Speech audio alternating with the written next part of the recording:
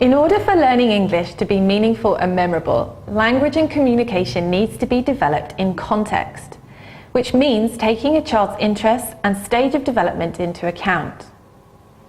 We spoke to Catherine Stewart again, and this time she talks about how we can't separate learning into different areas and what this means for children learning English as an additional language. Let's hear what she has to say.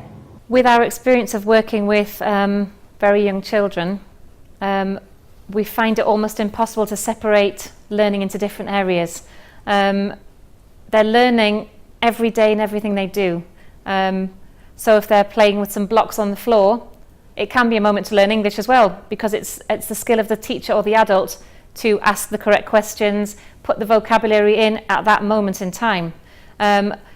It would be virtually impossible to sit a 2-year-old down with some flashcards and try and input vocabulary to them.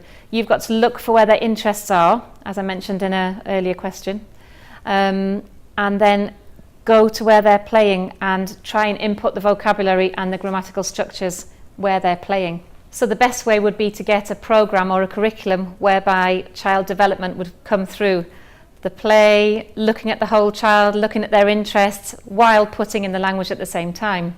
So for example, while they're lining up the animals in order, they're counting in English, they're learning names of animals, and they're enjoying themselves at the same time.